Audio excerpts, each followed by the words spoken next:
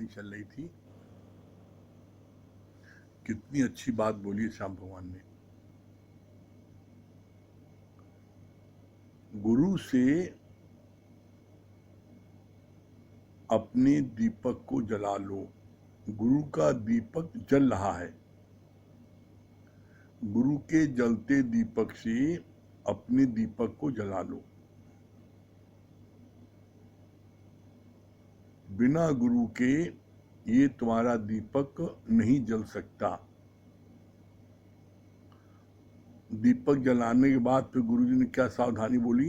श्याम भगवान ने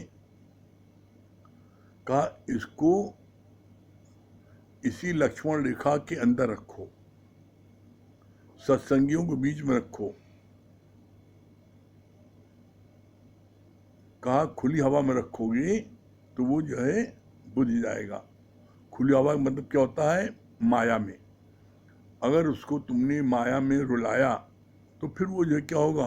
वो दीपक बुझ जाएगा। किसी से बुझ सकता है, हवा के झोंके से। लेकिन यदि उसको दीपक को आपने वायु रहित स्थान पर रखा, उसको लालटेन के अंदर रखा, तो कितनी भी हवा चले वो दीपक बुझेगा नहीं। इसीलिए आगे बोला, हम लाए हैं ब्रह्माकार वृत्ति गुरु द्वार से, इस वृत्ति को रखना मेरे मनुआ संभाल के। देखना ये वृत्ति ब्रह्म से पलटा न खाए, और दे छोड़ अमीरस जहर पान न करे। अमीरस माने आत्मा का रस, ब्रह्म ज्ञान का रस। ये जो है, जो तुमको मिल रहा है, लालच में आ करके इसको छोड़ के दुनियावी सुख के लिए न भाग जाना। क्यों? क्योंकि अगर आप दुनियावी सुख के लिए भाग गए तो ये आपका दीपक बुझ जाएगा। ये दीपक फिर बुझ जाएगा, और बड़े कठिन साधन से ये दीपक को जलाया है। बड़े कठिन साधन से ये दीपक जल पाया। ऐसे नहीं जलता हर एक का। गुरु की बड़ी कृपा होती है। जब गुरु अपने से मिला के एक करता है, अपने दीपक के पास तुम्हारा दीपक आने देता है, जब उसका संपर्क करता है तब जाके वो दीपक जलता है। अब दीपक को, ये आपका काम है कि दीपक को आप वायु रहित स्थान पर रखो। और उसके लिए श्याम भगवान ने क्या क्या उपाय बताया? अपने सत्संग प्रेमियों के साथ रहो, इसी दायरे में रहो, सत्संग में रहो, गुरु का संग करो। हर समय पी की पचर में या पी के पचार में रहो। जब आप पी की पचर में और पी के पचार में रहोगे तो आपका ये ज्ञान का दीपक कभी नहीं बुझेगा। जो ज्ञान का दीपक क्या है? गुरु जो दीपक जलाता है, मन मंदिर में तो अंधेरा था, गुरु ने दीपक जलाया तो अभी तक हम अपने को जो जीव मान रहे थे, अपने को हम डॉक्टर, वकील, इंजीनियर मान रहे थे, अपने को हम पापा, मम्मी, बड़ा भाई, छोटा भाई, चाचा, मामा मान रहे थे। जो हम नहीं हैं, और दिन भर हमको जो लोग संबोधन करते हैं, माय वाले, कोई कहता है बेटा, पिता बुलाता बेटा, और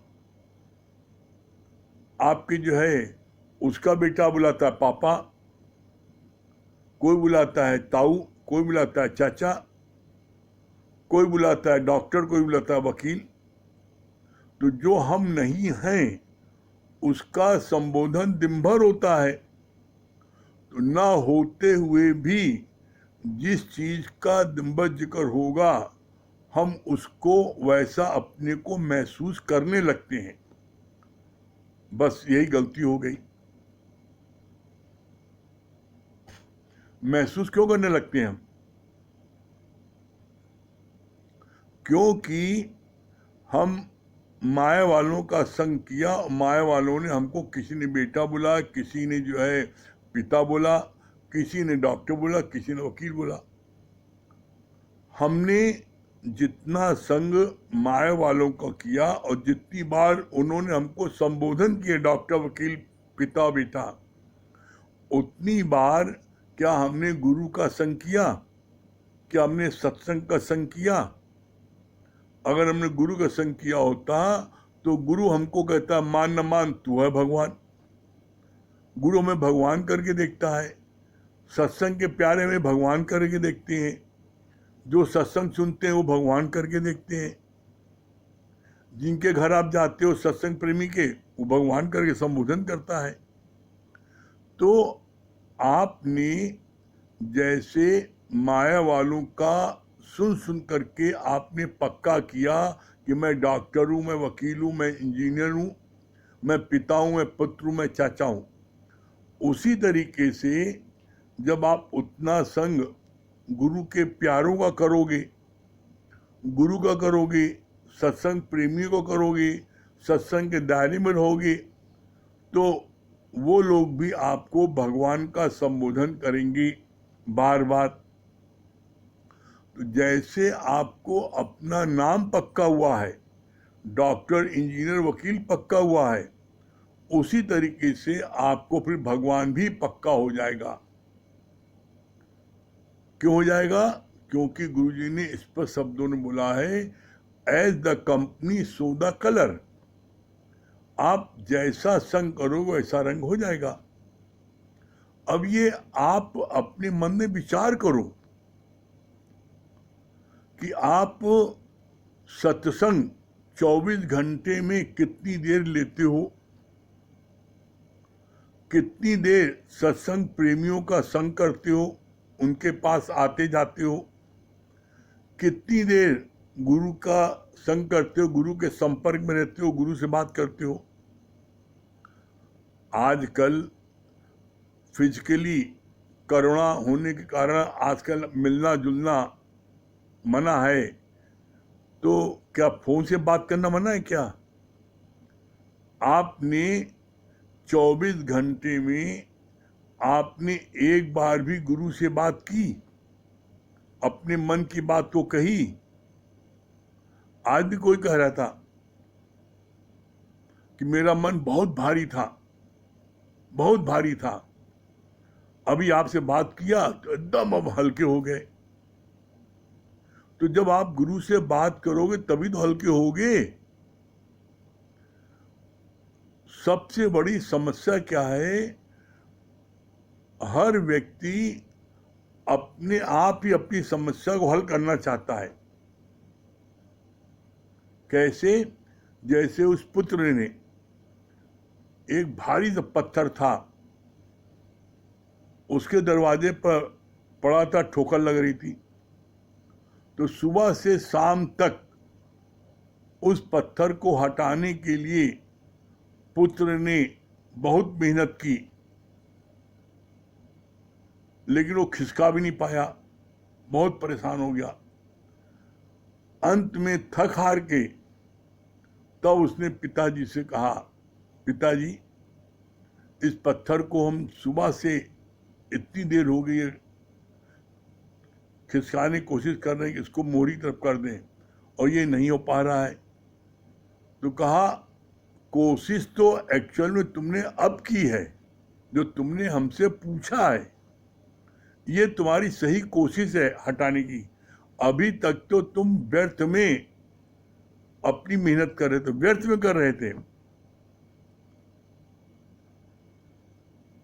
जिसको अनुभव है उससे पूछोगे तो वो सरल साधन बताएगा, तुरंत काम हो जाएगा। तुमने अपने मन से किया, इसीलिए परेशान हो गए। अच्छा आप बताइए पिताजी कैसे हटाएं? अरे इसका बहुत सरल साधन है, 1 मिनट में हट जाएगा। कैसे? जाओ एक लोहे का रॉड लेके आओ। लोहे का रॉड लेके आया, एंगल का, अब इस लोहे का जो एंगल है, इसको इस पत्थर के नीचे डालो, और इसको रॉड को उठा दो, ये पत्थर खिसक जाएगा। उसने किया, 1 मिनट में पत्थर खिसक गया। तो हरी अच्छा, तो बोला तुमने अपने 2 घंटे बर्बाद कर दिए उस पत्थर को अपने मन से हटाने के लिए, खिसकाने के लिए, तुम खिसका नहीं पाए एक सूत भी। और जब पिताजी से तुमने उपाय पूछा तो उन्होंने उपाय बताया, 1 मिनट में वो पत्थर जो तुम्हारा जहां रखना चाहते तो वहां रख दिया। इसी तरीके से मेरे मन में कोई समस्या है, कोई प्रश्न है, हम उलझे हैं, हम अपने आप उस उलझन को सुलझाना चाहते हैं, बहुत परेशान हो रहे हैं, सिर भारी हो रहा है, झुंझलाहट आ रही है, और वो मैं प्रश्न हल नहीं कर पा रहा हूं। अरे भाई, गुरु किस लिए बैठा है? गुरु किस लिए बैठा है? इतनी सुविधा आपको है, जब चाहे गुरु से बात कर लो, अपने प्रश्न को हल कर लो। तो जब आज किसी ने फोन किया और बोला कि हम बहुत, मेरा सर दर्द हो रहा था, बहुत उलझन थी, बहुत अपने अंदर हम कॉन्शियस गिल्टी फील कर रहे थे, बड़ा मन भारी हो रहा था, किसी चीज में मेरा मन नहीं लग रहा था, तो मेरे मन में लास्ट में आया कि चलो गुरु जी से बात करें। और जब बात की, अपनी सारी बात बताई, उसका हल बताया गया। तो बोला अब सिर्फ 5-7 मिनट की बातचीत में उन्होंने इस बात को खुद बोला कि अब जो है मन इतना हल्का हो गया है, हमें बिल्कुल ये सब पता ही लग रहा है कोई बात हुई थी। तो ऐसे में इसीलिए बोला गया है कि तुझसे न जब सुलझे तो तू भगवान पर छोड़ दे। तुमने भगवान पर छोड़ा, जब आप भगवान पर छोड़ दोगे अपने योग क्षेम का भार, तो भगवान आपके योग क्षेम का भार उठाने के लिए मजबूर है। आप विश्वास नहीं करते ना कि मेरा योग क्षेम का भार उठाएगा। आप जब विश्वास नहीं करते तो फिर कहता कोई बात नहीं। विश्वास करना पड़ेगा। कैसे? जो विश्वास करते हैं उनका बेड़ा पार होता है। कैसे होता है? बोला, न मैं काबे में, न मैं कैलाश में, न मैं मंदिर में, न मैं मस्जिद में, मैं तो हूं विश्वास में, और खोजी हुए तुरंत मिल जाए एक पल की तलाश में। आप विश्वास तो करो। यहां एक बात हम कहना चाहेंगे, विश्वास भी कैसा होता है? अटूट विश्वास। जब आप अटूट विश्वास करोगे तब आपको जो सफलता मिलेगी। टूटा हुआ नहीं, टूटा हुआ विश्वास करोगे तो आपको सफलता नहीं मिलेगी। कैसे? जैसे आप पब्लिक टेलीफोन पर जाते हो और उसमें 1 रुपए का सिक्का डालते हो तो तुरंत उधर से बात होती है, हेलो, आपकी भगवान से बात हो गई, तुरंत बात हो गई। और उसी 1 रुपए की जगह 2 अठन्नी डालो, वो भी बराबर 1 रुपए के है, 2 अठन्नी, तो आपकी बात उधर नहीं होगी।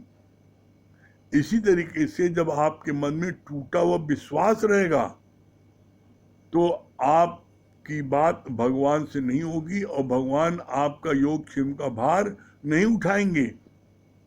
और जब आपके अंदर अटूट विश्वास होगा तो परमात्मा आपके योग क्षेम का भार उठाने के लिए मजबूर है। और ये बात हम अपने जीवन के अनुभव से आपको कह रहे हैं। आप गुरु विश्वास करो और देखो आपको भार उठाता कि नहीं। आप करके देखो ना।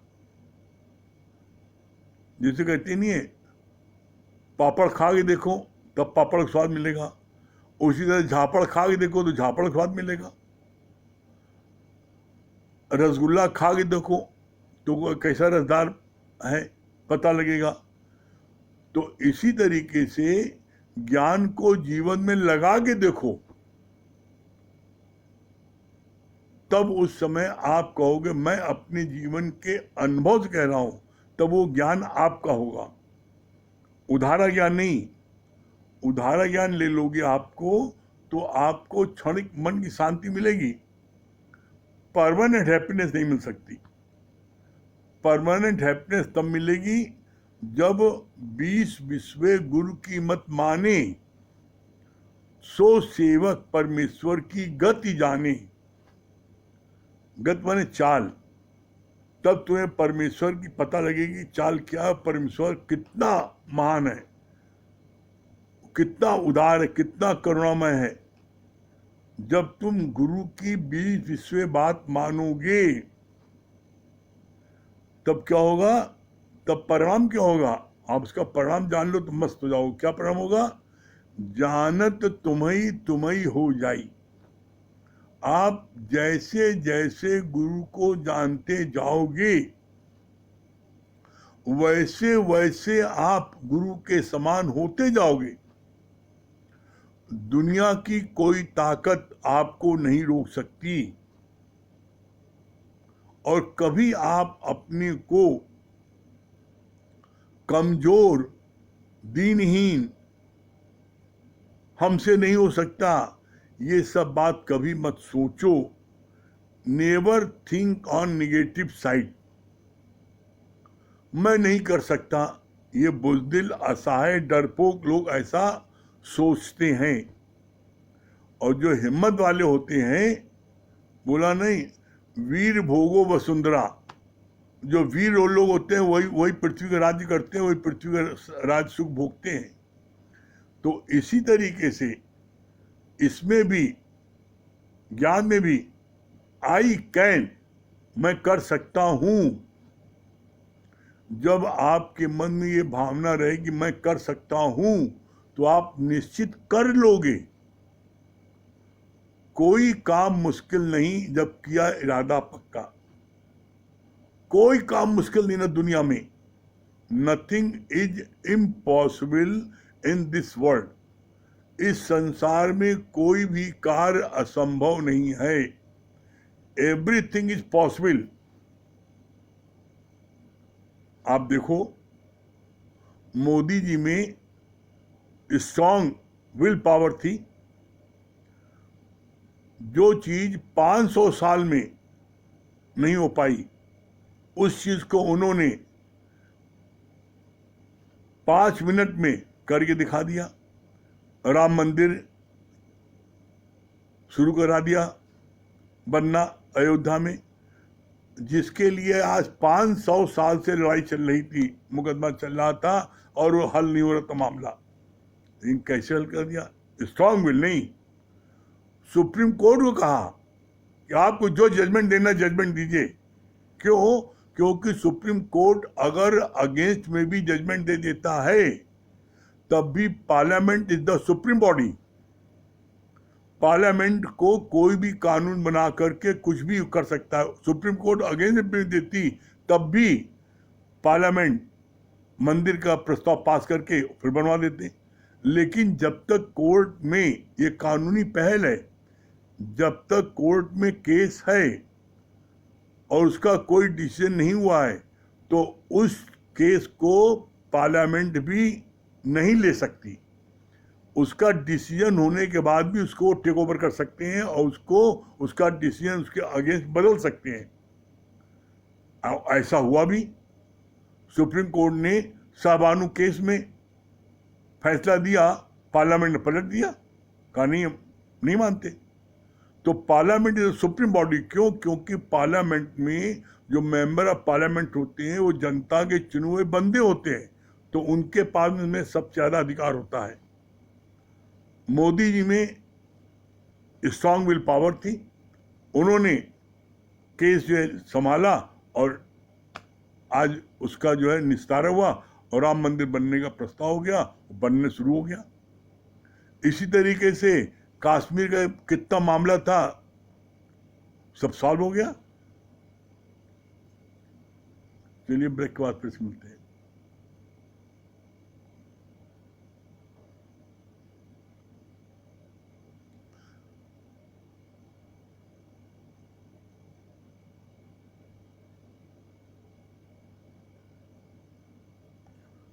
कश्मीर का मामला था, देखिए कैसे वो सॉल्व हुआ,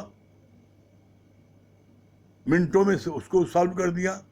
तो बोला दृढ़ इच्छा शक्ति, दृढ़ इच्छा शक्ति अगर आपके अंदर में है तो आप कुछ भी कर सकते हैं।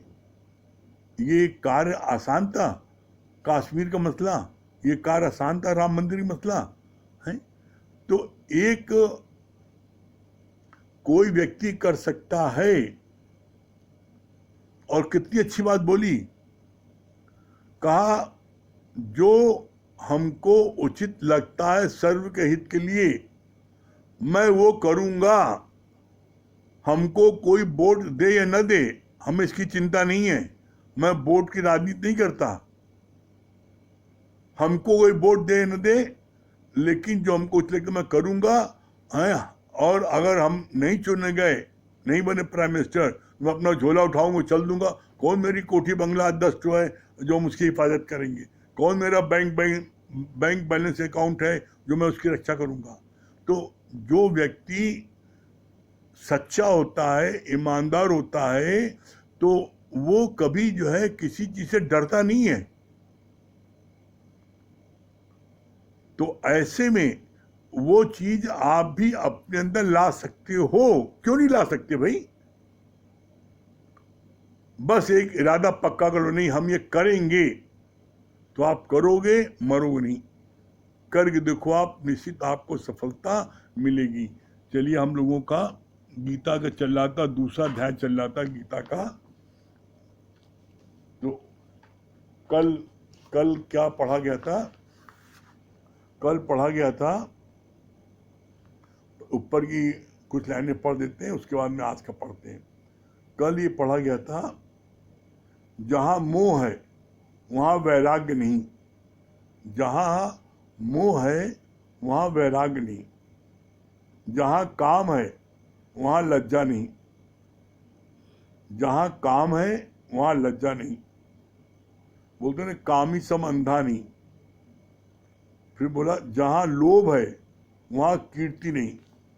कितना भी अब कीर्ति हो, लेकिन लोभी व्यक्ति जो है अपना जहां फायदा हो वही करेगा, चाहे कितनी बदनामी हो। फिर बोला जहां क्रोध है वहां क्षमा नहीं। क्रोधी व्यक्ति कभी किसी को क्षमा नहीं करता। फिर बोला जहां क्रोध है वहां क्षमा नहीं। जहां अहंकार है वहां नम्रता नहीं। अहंकारी व्यक्ति कभी झुकता नहीं है। वो जैसे कोई अहंकारी अफसर है और वो अपने ही रिश्तेदारी में उसके ही बुजुर्ग दादाजी, बड़े घर के बुजुर्ग उसको दिखाई पड़े, तो वो अपने अहंकार में प्रणाम नहीं करता, झुकता नहीं ना। मैं अफसर हूं ना, मैं क्यों झुकूं, हमको ये झुके। तो बोला अहंकारी व्यक्ति कभी झुकता नहीं है। फिर बोला, जब आगे क्या बोला, जब जीवन में वैराग्य आता है तभी मोह से छुटकारा मिलता है। तुम बच्चों को गरम गरम पका के खिलाते हो, वो ही बच्चे अगर तुम्हें बुढ़ापे में खिचड़ी भी पका दे तो भी गनीमत समझना। ये यहां तक हुआ था, जहां अहंकार है वहां नम्रता नहीं, यहां तक हुआ था। ये आज से जब जीवन में वैराग्य आता है तभी मोह से छुटकारा मिलता है। कैसे, इसका गुरुजी ने बहुत अच्छा उदाहरण बताया था। क्या बोला था?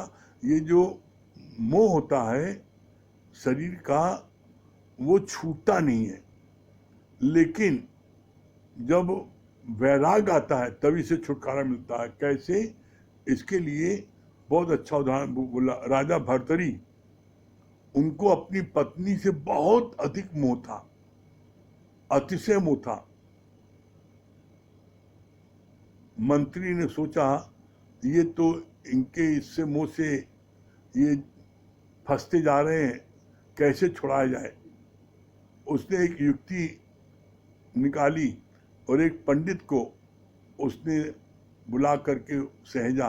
तो पंडित ने क्या किया? पंडित ने राजा को एक फल दे दिया। कहा, राजन, ये फल जो है ये फल है, इसको आप खा लेना, ये फल। तो बड़ा ही राजा खुश हुआ, बोला ये फल जो खा लेता है वो हमेशा ऐसे ही यौवन बना रहेगा, उसके ऊपर बुढ़ापा नहीं आएगा। राजा को ये बात जो है बड़ी अजीबोगरीब लगी, ऐसा ही फल को होता है? कहे हाँ ये राम फल है, इसको खा लो। तो राजा के मन में आया कि इसको हम खा के क्या करेंगे, हमारा तो अतिशय जो है पत्नी से है, मैं उसको खिला दूं और वो ऐसी खूबसूरत बनी रहे तो कितना अच्छा रहेगा, मैं खा क्या करूँगा।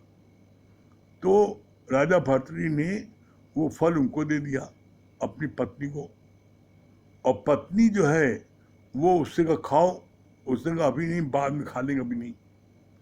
तो उसका प्यार जो था किससे था, जो घोड़ा पालते हैं सही उससे था। उसने वो फल सोचा हम खा के क्या करेंगे, जिससे मैं प्यार करता हूँ वो खा ले, वो जवान बना रहे सारी जिंदगी तो अच्छा रहेगा, उसने फल उसको दे दिया।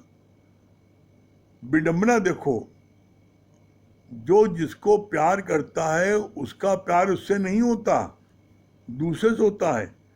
अब सही जिसको रानी प्यार कर रही है और वो इतना मूर्ख है, उसका प्यार था राज की नर्तकी से। उसने सोचा हम खा क्या करेंगे, राज नर्तकी को दे दें, वो खाएगी तो जवान बनी रहेगी, तो हमको आंखों को सुख मिलेगा, हम बूढ़े में क्या चिंता है। उसने उसको दे दिया। अब राज नर्तकी का प्यार राजा से था, उसके मन में भाव क्या आता था, बड़ी अच्छी थी, बड़ी सुशील थी, सज्जन थी। उसके मन में आता थी मेरा राजा इतना उदारचित्त है, इतना दयालु है, इतना अच्छा है, तो हम क्यों नहीं राजा को दें, क्योंकि अगर मेरा राजा जो है हष्ट-पुष्ट जवान रहेगा तो राज अच्छे से चलेगा।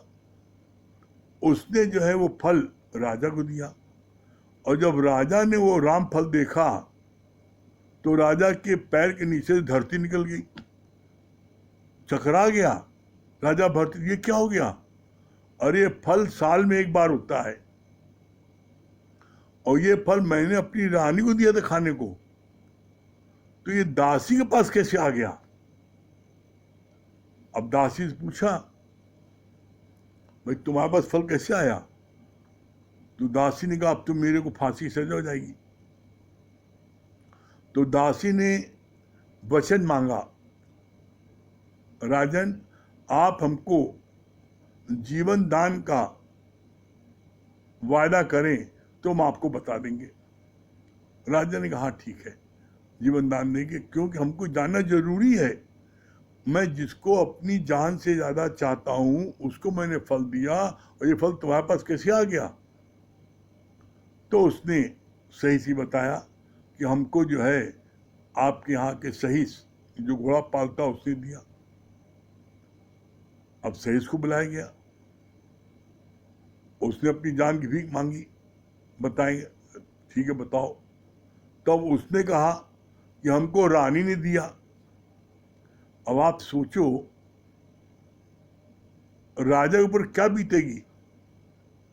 राजा जो है एकदम से उसको वैराग उत्पन्न हुआ, अरे जिसको मैं अपनी जान से ज्यादा चाहता था और वो जो है वो उसको प्यार करती, तो उसने एकदम उसको वैराग हुआ और छोड़ छाड़ करके राजपाट चल दिया।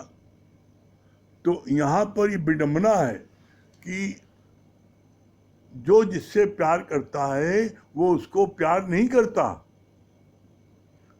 यहाँ पर यही बात बताई कि जब जीवन में वैराग्य आता है तभी मोह से छुटकारा मिलता है। इतना कोशिश करे तो मोह छुटकारा नहीं मिला, लेकिन छुटकारा कब मिला, जब उसको वैराग्य आया, वहां से उसको धोखा मिला तो उसको वैराग्य आया। फिर आगे बोला तुम बच्चों को गरम गरम पका के खिलाते हो, वही बच्चे अगर तुम्हें बुढ़ापे में खिचड़ी भी पका के दे तो भी गनीमत समझना। ये बात तो मैंने अपनी आंखों से देखा है। जवान बेटा बहू घर में माँ बाप बूढ़े हैं, और वो देखा हमने खाना अलग बना रहे हैं, और बूढ़ी माँ को आँख से कम दिखाई पड़ता है तो उसका रोटी सेकने में वो रोटी भात रखती है, तवे भात रख देती है। कितनी बार उसका हाथ जल चुका। हमने कहा खाना आप बहू आपकी है बेटा, कह नहीं बेटा वो नहीं बन, वो हम लोगों को जो है नहीं देते हो, कहते अपना अलग खाओ, ये भूखे रहो, हमसे मतलब नहीं। तो जिनके साथ में तुम आज अपना सत्संग छोड़ रहे हो, अपना उद्धार छोड़ रहे हो, अपना मोक्ष छोड़ रहे हो, अपना कल्याण छोड़ रहे हो, वही बच्चों की खातिर छोड़ रहे हो। वही बच्चे तुमको बुढ़ापे में पूछेंगे नहीं। यहाँ गुरु किसी बच्चे के खिलाफ नहीं है। गुरु सिर्फ तुमको आगाह करता है कि तुम हमेशा अपने आत्म स्थित में रहोगे तो तुम किसी के ऊपर डिपेंडेंट नहीं होगे, किसी से अपेक्षा नहीं करोगे। यहाँ गुरु किसी के लिए भड़काता नहीं है।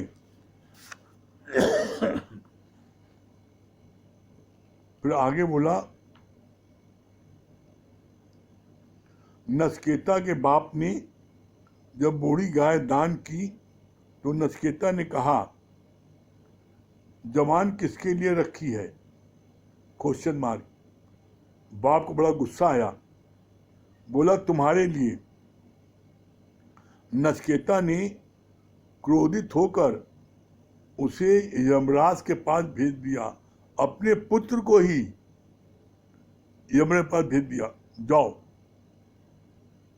वहां पहुंचकर नचकेता ने नित्य सुख मांगा, वैराग्यवान समझता है। क्या हुआ? जब नचकेता को उसके पिता ने क्रोध में आकर के यमराज के पास भेज दिया तो वो चला गया, और यमराज घर पर नहीं थे। 3 दिन तक यमराज के इंतजार में वो खड़ा रहा, लौटा नहीं नचकेता। और 3 दिन बाद जब यमराज आया तो उसने बोला, बेटा तुम यहाँ कैसे?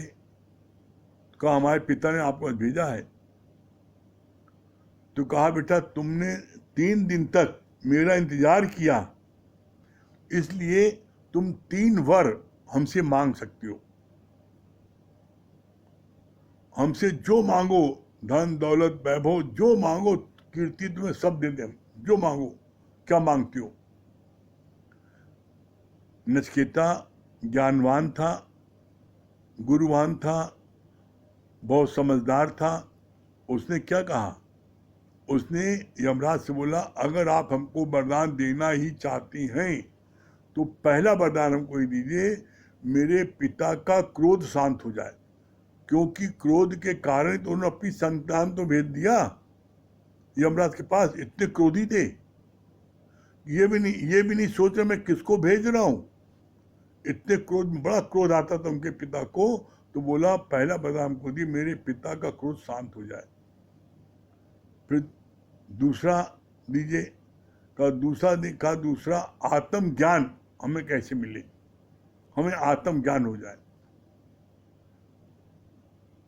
का तीसरा का नित्य सुख, नित्य सुख ये मांगा। ये 3 वरदान मांगा नचकेता ने तो ये जो 3 वरदान मिला, तब जा करके उनके पिता का क्रोध शांत हुआ और तब जीवन आनंदमय हुआ। फिर आगे बोला, सुत दारा और लक्ष्मी पापी को भी होए, और संत समागम हरि कथा तुलसी दुर्लभ दोए। क्या कहा? सुत दारा और लक्ष्मी, स्त्री पुत्र और धन, पापी को भी हो, चोर डकैत बदमाश देशद्रोही अराजक तत्व, इस सबको है, होता है। इनको भी बहुत सुंदर लड़की मिल जाती है, किसी भी गरीब परिवार की लड़की खरीद दिया पैसा दे करके, लड़का भी आता है और धन अपार हो जाता है। तो सुतदार और लक्ष्मी पापी को भी हो, ये तीनों चीजें हो जाती है तो ये तो पापी को भी है, लेकिन क्या बोला, संत समागम हरि कथा तुलसी दुर्लभ दोए। ये दो चीज, पहला संतों का संग, संतों की कंपनी, और दूसरा है हरि कथा। हरि की कथा जैसे हो रही है, हरि की कथा, भगवान की चर्चा, गीता की चर्चा, हरि की कथा। बोला ये जो है संतों का संग और हरि की कथा, ये दो चीज जिसको मिल जाए समझ लो बड़ी दुर्लभ है, और वो इस धरती का सबसे भाग्यवान व्यक्ति है जिसको ये दोनों चीजें प्राप्त हो रही हैं। हम सभी लोग जितने बैठे सुन रहे हैं, ये संत समागम और हरि की कथा हम सबको प्राप्त है। हम सब इस धरती के सबसे भाग्यशाली व्यक्ति हैं जो हम सबको ऐसा गुरु मिला है जो हमको नित्य ज्ञान दे रहा है। फिर आगे बोला, मोह और प्रेम में बहुत फर्क है। मोह और प्रेम में बहुत फर्क है। क्या फर्क है? प्रेम है निस्वार्थ सच्चा। प्रेम तब है जब तुम किसी को अपना सेल्फ मोटिव रखे बिना प्रेम करते हो। प्रेम क्या है? प्रेम दातार है। प्रेम कभी किसी से कुछ चाहता नहीं है, कभी किसी से कुछ नहीं चाहता प्रेम। प्रेम बोला love is one way traffic. Prem सिर्फ देना जानता है, लेना नहीं जानता। प्रेम में जो है, प्रेम में क्या होता है, जब आपको प्रेम हो जाता है गुरु से, प्रेम में भूले दे अध्यासा, आप अपने देह की शुद्ध बुद्ध भूल जाते हो। और इसका प्रैक्टिकल अभी का भी आपको इसका एहसास आप कर लो कि आप देखो गुरु के प्रेम में आप जब सत्संग में बैठते हो, गुरु के वचन सुनते हो, आपके शरीर में कितनी तकलीफ हो, आप बैठे हो 1 घंटे से, आपको लेस मात्र भी शरीर का कोई कष्ट भास होता है जितनी देर आप सत्संग में बैठे सुनते हो। तो गुरु के प्रेम में हम अपने शरीर की शुद्ध बुद्ध भूल जाते हैं और हम जो है ज्ञान का आनंद लेते हैं। तो बोला हम सब इस धरती के सबसे भाग्यशाली हैं जो हमको ऐसा संतों का संग मिला और हरि की कथा रोज सुनने को मिल रही है।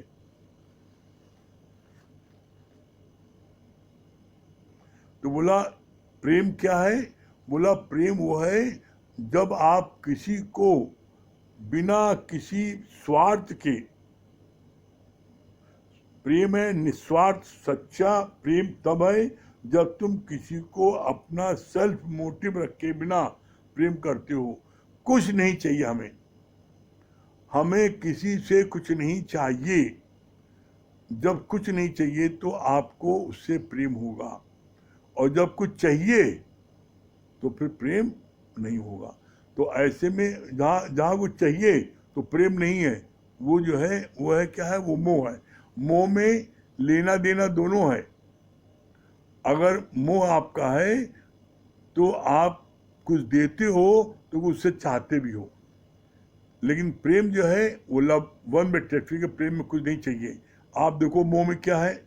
मोह में जो है इसकी पहचान क्या है? प्रेम और मोह में, मोह जो है कुछ लोगों से होता है, प्रेम सर्व से होता है। मोह में लेना देना दोनों समाया है। किसी से भी मोह करो, यहाँ तक कि आप अपने पुत्र से भी मोह करते हो, अपनी बेटी से मोह करते हो। तो आप पुत्र से इसलिए मोह करते हो कि हम जब बूढ़े होंगे तो बेटा मेरा जो है लाठी बनेगा, सहारा बनेगा, हमको सुख देगा, ये इच्छा रखते हो।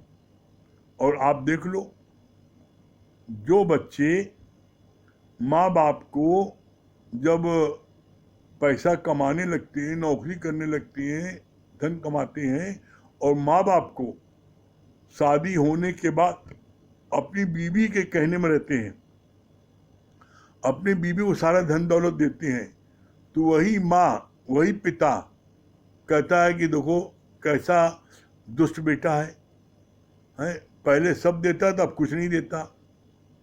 तो बोला मोह में लेना देना दोनों समाया है, लेकिन प्रेम में सिर्फ प्रेम दातार है। प्रेम सिर्फ देना जानता है, लेना नहीं जानता, लेना चाहते ही नहीं।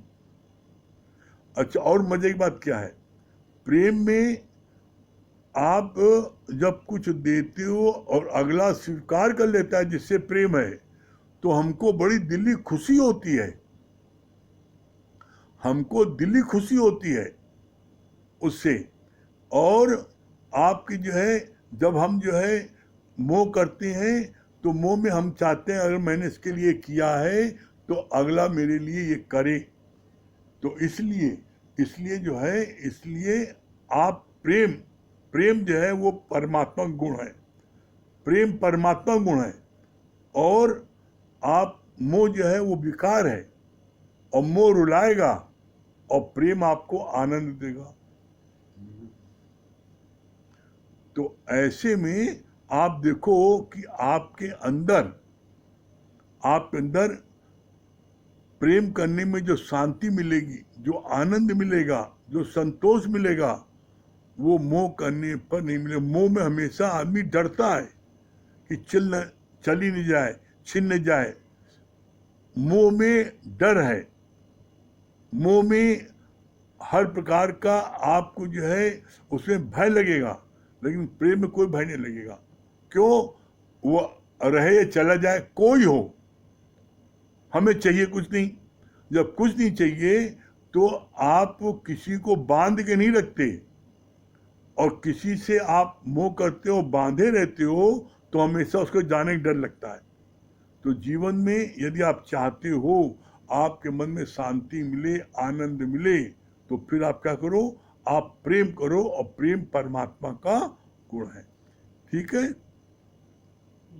हाँ नीलू जी। हरिओम गुरुजी। हरिओम हरिओम।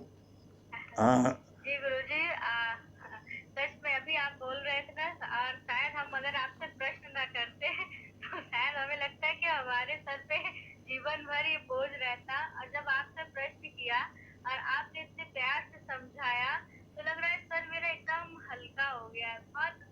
कल से बहुत भारीपन लग रहा था, और आज इतने हल्के हो गए। वैसे जैसे ही आपसे बात करें इतना अंदर ठंडक महसूस हो रही थी, तो एसी चल रही थी। और अभी आपने बताया ना कि सच में प्रेम में भोले देहाता। बस ये गुरु के प्रति प्यार बना रहे, हमें तो कुछ करना ही नहीं है। कैसे अंदर संस्फूर्ता आ जाती है, इतना प्यार, मतलब भर भर के प्यार। कभी कभी ऐसे कि सच में आपने कहा ना कि माया वालों के जितने संग करेंगे तो वो विकार है, मोह विकार है, लेकिन प्यार हमें ऊपर उठाता है। तो बस आपके ही आदर्शों पे चलते चले और सबको प्यार करते चले। चलिए भजन सुना दीजिए। बहुत अच्छी अनमोल वाणी है। भजन सुना जी दीजिए। गुरुजी। जी गुरुजी, कल जैसे कि अयोध्या राम जन्मभूमि का पूजन था, उसी अवसर पे तैयार किए थे। हाँ सुनाइए, बहुत अच्छा। गुरुजी, हो मंगल भवन अमंगल हारी, प्रभु सुदशरथ अजिर बिहारी, राम सिया राम जय जय राम, राम सिया राम जय जय राम। हो हरि इसके बाद अनंत हरि कथा अनंता,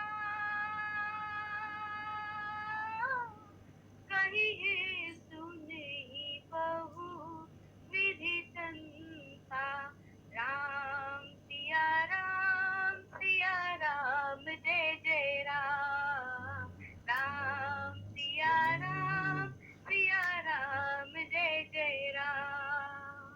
हो होई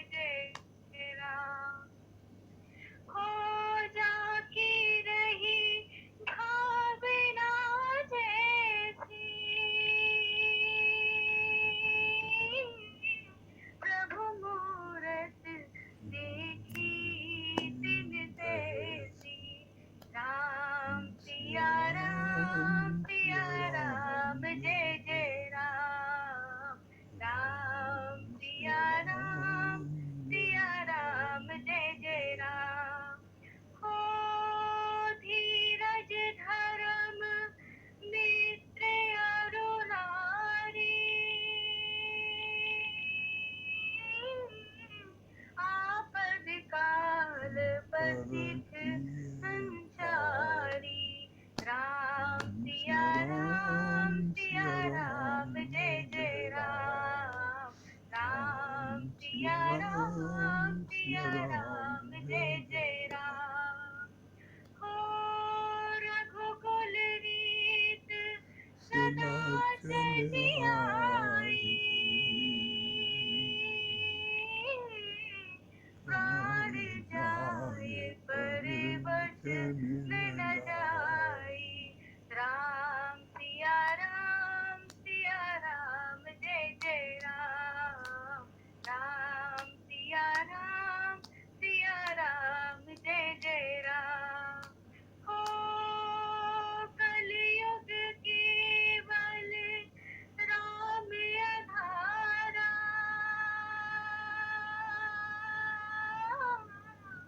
सुमिर सुमिर नर उतर ही पारा।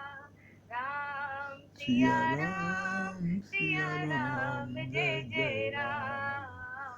राम सिया राम जय जय राम।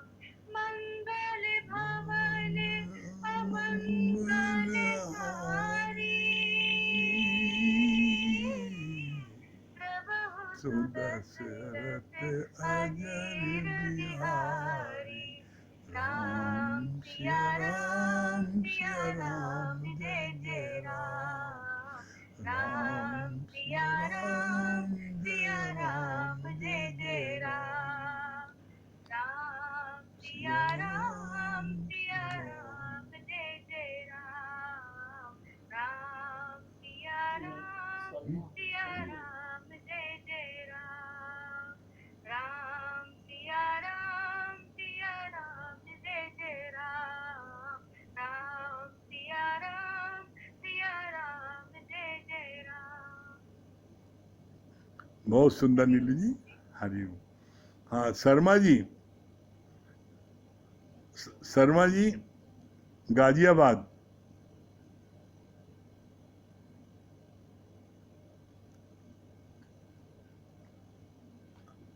हमारी आवाज शर्मा जी सुन रहे हैं तो आइए स्क्रीन पर। हाँ स्क्रीन पे तो हूँ साहब मैं। आ गए? हाँ, मेरी आवाज नहीं आ रही क्या? अरे आप भी आ गए, आपकी आवाज भी आ गई। हाँ सुनाइए शर्मा जी। हरिओम जी। हरिओम हरिओम हरिओम। हाँ शर्मा जी। अभी 4 महीने पहले जो कोरोना आया यहाँ पर, हाँ उसने आके हमारे भगवान से कहा मैंने आपके सारे मंदिर बंद करवा दिए, हाँ लगवा दिए। हाँ भगवान ने उत्तर दिया मैंने घर घर मंदिर बना दिया। हाँ घर मंदिर है ही। घर घर मंदिर हो गया अब। हाँ हाँ सब हाँ घर हो गया। बिल्कुल सही बात। विशाल मंदिर जो है अयोध्या में तैयार हो गया। हाँ सही बात है। हाँ सुनाइए।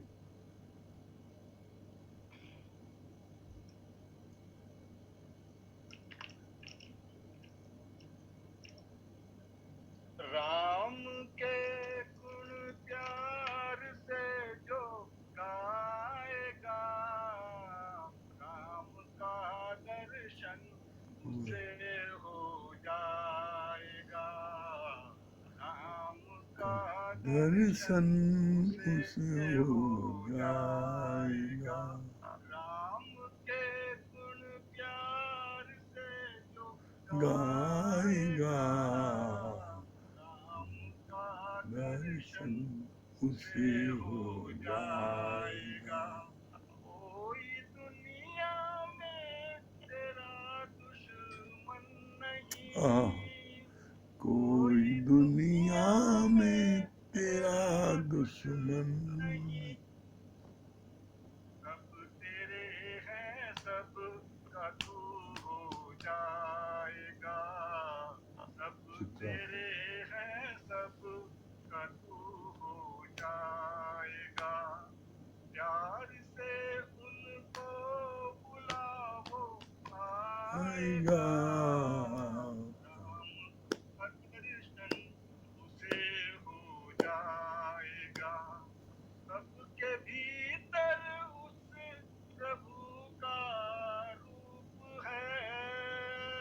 सबके भीतर उस प्रभु का रूप। को भूलेगा तो ठोकर खाएगा, उसको भूलेगा तो ठोकर खाएगा। राम के गुण प्यार से जो गाएगा, राम का दर्शन उसे हो जाएगा।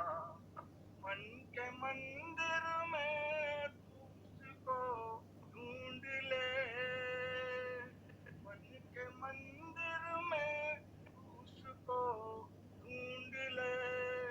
मस्त होकर मस्ती में हो जाएगा, मस्त होकर मस्ती में हो जाएगा। राम के गुण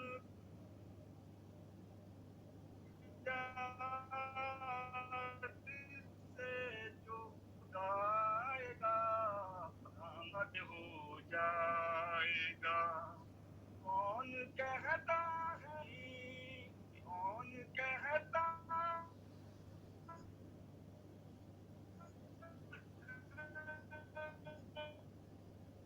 वंदना कटरा है,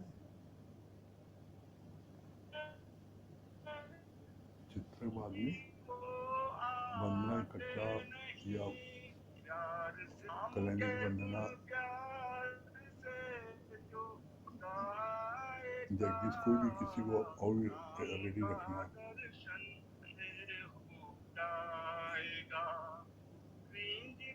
जब तप से वो हर चीज नहीं, रींदता जब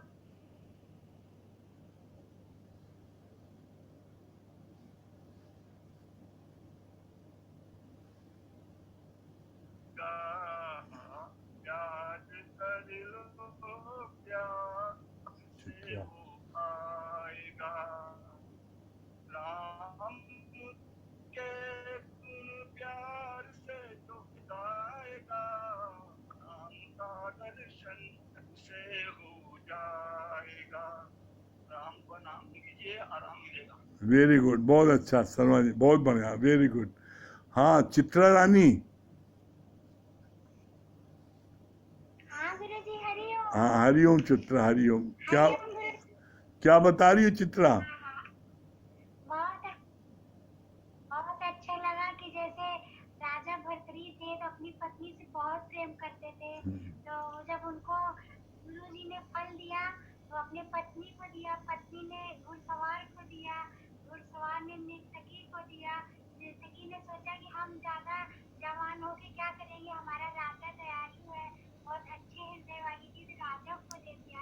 इसी तरह जो हम लोग जितने प्रेम करते हैं वो हमसे उतना नहीं लगाव रखते, तो हम परमात्मा से प्रेम करते हैं, हाँ इसलिए हम ऊपर उठते चले जाते हैं। हाँ और बच्चों से हम छोड़ के काम करेंगे तो बुढ़ापे में खीर वो खिचड़ी ही बना के दे दे तो उसमें बहुत बड़ा नुकसान है। और नरेंद्र भैया, हमेशा हम हाँ नरेंद्र भाई, नरेंद्र भाई, हाँ हरिओम। भजन की सुनाइए कि संजय सुनाई भजन का।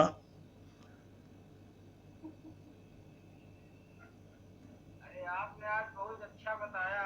बताइए, अच्छा चलिए। ब्रह्मा आए हैं गुरुद्वार से, हैं? और इस व्यक्ति को अपना मेरे मनवा संभाल के। हाँ और एक चीज और अच्छी लगी कि जो है वो शुद्ध दारा और लक्ष्मी पापी को भी मिल जाते हैं। शुद्ध दारा लक्ष्मी तो पापी को भी मिल जाते हैं, लेकिन तुलसीदास ने कहा कि संत समागम हरि कथा ये बड़े दुर्लभ से मिलता है। बहुत अच्छा लगा। सही बात है। प्रेम तो सिर्फ देना ही जानता है, देना प्रेम में नहीं होता। हाँ हाँ, बहुत अच्छा लगा। बहुत अच्छी बात। और भैया क्या बता रहे हैं? भैया बगल में बैठे हैं आपके। गुरुजी हरिओम। हरिओम। मुकेश से किसी को मिला? हरिओम भैया, हरिओम। क्या बता रहे भैया? जीवन में वैराग मिलेगा तभी मुक्ति होगी। हाँ हाँ, बहुत सुंदर, बहुत सुंदर। हैं? कलेंटी भी हाँ वंदना जी, कलाई देवी, हाँ हरिओम वंदना जी, हरिओम। हाँ वंदना जी, क्या क्या हरिओम हरिओम हरिओम। हाँ वंदना जी, हाँ हाँ, क्या बता रही हैं, क्या सुना रही हैं, क्या बता रही हैं? बहुत अच्छा लगा कि बहुत अच्छा लगा कि मोह और प्रेम में सूक्ष्म अंतर कितना है। प्रेम मतलब कि जहाँ भी रहो तुम खुश रहो, और मोह मतलब मेरे पास रहो। तो ये थोड़ा सूक्ष्म अंतर है कि प्रेम मतलब दूर भी रहो लेकिन खुश रहो। हाँ, और और मोह प्रेम, मतलब मेरे पास ही रहो। मोह मतलब लेना देना, हमें कुछ चाहिए भी। मोह में अगर हम कुछ करते हैं तो कुछ चाहते भी हैं, और प्रेम में सिर्फ देना ही देना है। हाँ।